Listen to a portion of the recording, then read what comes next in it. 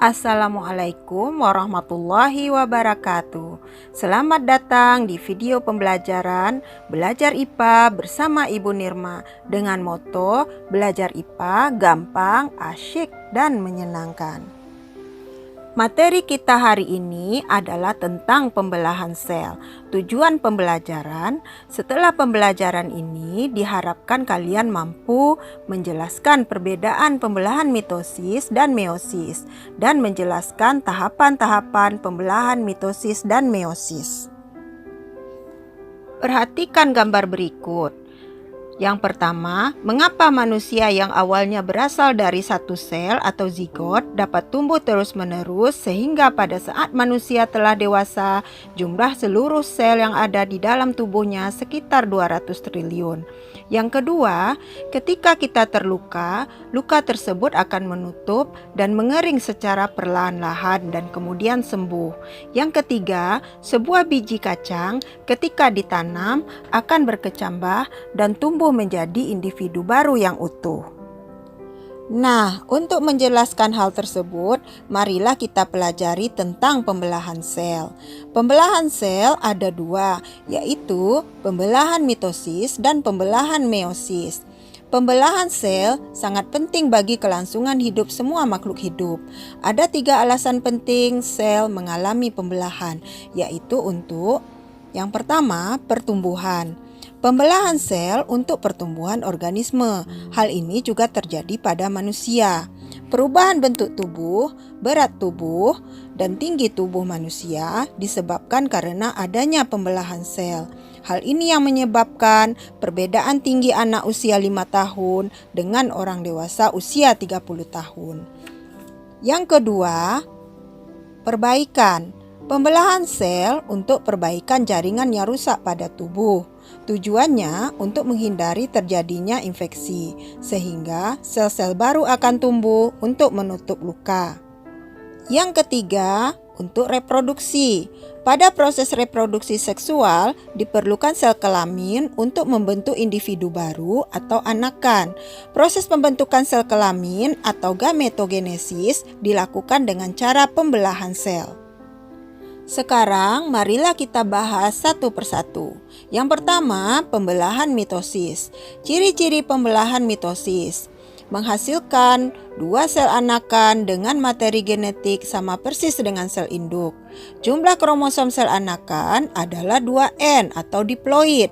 Sel diploid artinya sel-sel yang memiliki kromosom berpasangan. Pembelahan terjadi pada sel tubuh atau sel somatik. Sel somatik adalah semua jenis sel yang membentuk atau menyusun tubuh suatu organisme, kecuali sel kelamin atau sel gamet organisme tersebut.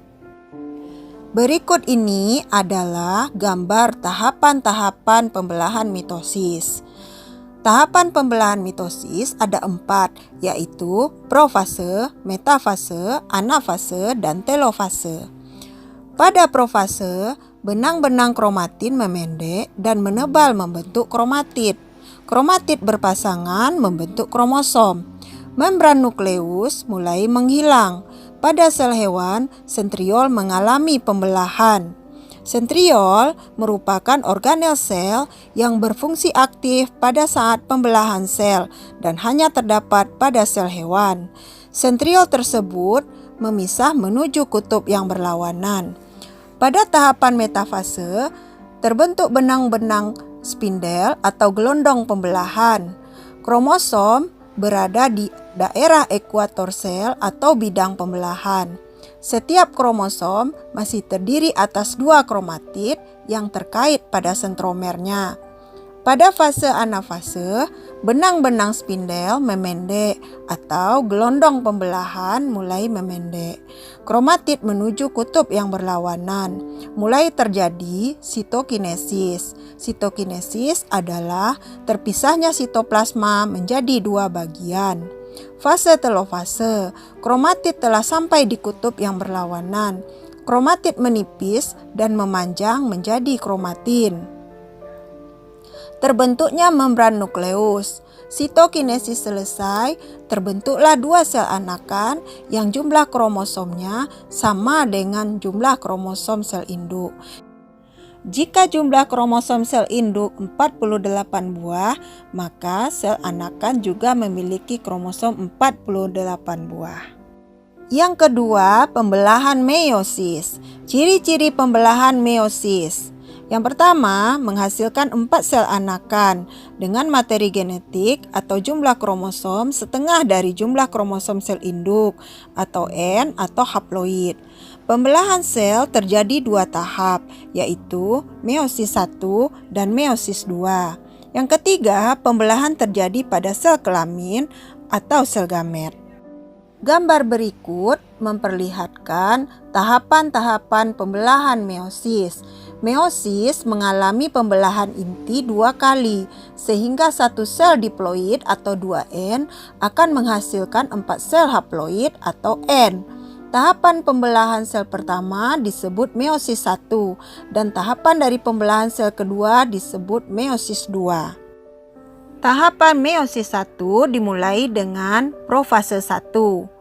Pada profase 1, membran inti mulai rusak menjadi bagian-bagian kecil dan terbentuk gelondong pembelahan.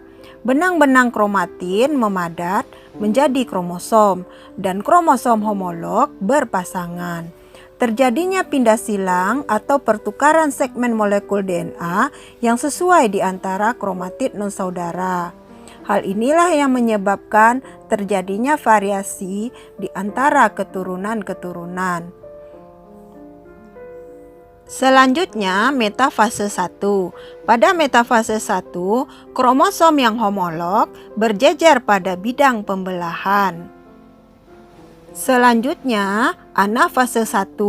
Pada anafase 1, kromosom homolog memisahkan diri dan bergerak ke kutub-kutub yang berlawanan. Selanjutnya, tahapan telofase 1. Pada telofase 1, kromosom homolog memisah dan bergerak ke kutub-kutub yang berlawanan.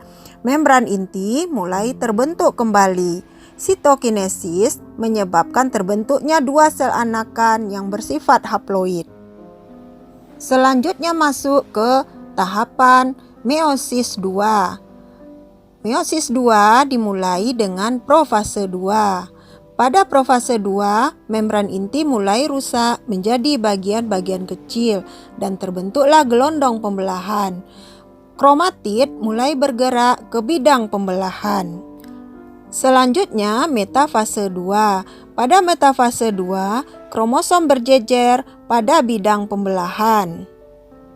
Selanjutnya, tahapan anafase 2. Pada anafase 2, kromatid terpisah dan bergerak ke kutub-kutub yang berlawanan. Selanjutnya, tahapan telofase 2. Pada telofase 2, nukleus terbentuk, kromosom terurai membentuk kromatin, dan sitokinesis terjadi. Sehingga terbentuklah 4 sel anakan yang haploid. Pada pembelahan meiosis terjadi pengurangan jumlah kromosom sehingga menjadi setengah dari jumlah kromosom sel induk. Jika sel induk memiliki jumlah kromosom 48 buah, maka sel anakan akan memiliki kromosom 24 buah. Pembelahan ini terjadi pada proses pembentukan gamet atau gametogenesis. Fungsi dari meiosis adalah untuk menghasilkan gamet yang secara genetik tidak identik dengan induknya, sehingga menimbulkan variasi genetik pada keturunannya. Hal inilah yang menyebabkan kalian tidak sama persis dengan kedua orang tua kalian. Sebagai penutup, cobalah kalian analisis mengapa pembentukan sel kelamin terjadi melalui proses pembelahan meiosis. Sekian pembelajaran kita saat ini. Terima kasih dan sampai jumpa di pembelajaran berikutnya. Pendidikan adalah senjata paling mematikan di dunia, karena dengan pendidikan Anda dapat mengubah dunia. Oleh Nelson Mandela. Terima kasih. Wassalamualaikum warahmatullahi wabarakatuh.